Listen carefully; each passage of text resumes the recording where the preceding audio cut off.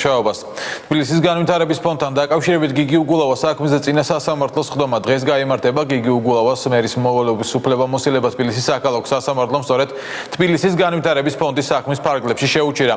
ამ საქმეზე უგულავას 50,000 ლარიანი გირავა აქვს შეფარდებული. ბელა ზაქაიძე იმყოფება სასამართლოსთან, ბელა ესწრება თუ არა ბრალდებული პროცესი.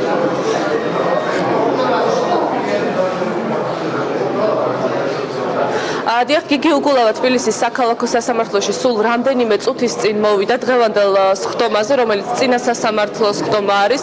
სავარაუდოდ დადგება გიგი უგულავას მიმართ აღკვეთი ღონისძიების შეცვლასთან დაკავშირებით შუამდგომლობა. ჩვენ ვესაუბრეთ ქეთევან ჩაჩავას, რომელიც უკვე იმყოფება თბილისის საქალაქო სასამართლოში, თუმცა მან არ დააკონკრეტა აღკვეთი ღონისძიების შეცვლის გირაოს პატიმრობით შეცვლას მოითხოვს თუ არა ბრალდების მხარე, როგორც მან აღნიშნა სასამართლოს ხდომაზე გაირკვევა მოხდება თუ არა პროკურატურის მხრიდან აღკვეთი ღონისძიების შეცვლის შუამდგომლობის დაყენება, რაც შეეხება ადვოკატებს, როგორც მათ განაცხადეს დღევანდელ წინა სასამართლოს ხდომაზე მტკიცებულებების დასაშვებობის საკითხი განიხილება და ასევე არ გამორიცხავენ, რომ ბრალდების მხარემ გიგი უგულავას მიმართ აღკვეთი ღონისძიების შეცვლის შუამდგომლობა დააყენოს. მერის მაღალჩინოსნების საქმე გიგი უგულავას ეპიზოდის გარდა იყო განსახილველი რუსთავის საქალაქო სასამართლოში, ასევე ამ საქმეს იძიებდა ქვემო ქართლის ფინანსური საგამოძიებო სამსახური. რამდენიმე დღის წინ აღნიშნული საქმეები გაერთიანდა ერთ წარმოებად და დღეს უკვე ეს გაერთიანებული საქმე, როგორც გიგი უგულავას ეპიზოდში, ასევე მერის დანარჩენი მაღალჩინოსნების, ვიცე-მერის და საფინანსური საქალაქო სამსახურის უპროსების ეპიზოდში უკვე განიხილავს თბილისის საქალაქო სასამართლო.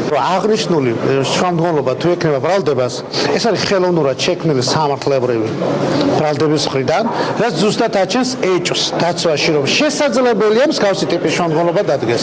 იმიტომ რომ მსგავსი ტიპის საფუძველი ხელოვნურად შექმნა ბრალდების მხარემ იმ ოქმის საფუძველზე, მაგრამ შესაძლებელია დღეს აღნიშნული შუამდგომლობა არ დადგეს ან არ მოესწროს. გამორიცხა, რომ დღევანდელ სასამართლოს ხდომაზე პროკურატურა მოითხოვს მის მიმართ გირაოს დაპატიმრებით შეცვლას. მან აღნიშნულ პროცესს პოლიტიკური უწოდა და აღნიშნა, რომ ის ჩანაწერები, რომელიც გამოქვეყნდა კერძოდ მის შვილთან სატელეფონო საუბარი, არის უკანონო.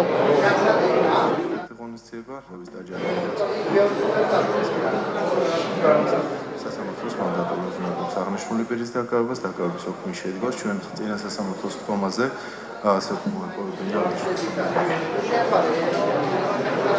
ბელა ზაქაიძე საუბრობდა სასამართლოდან.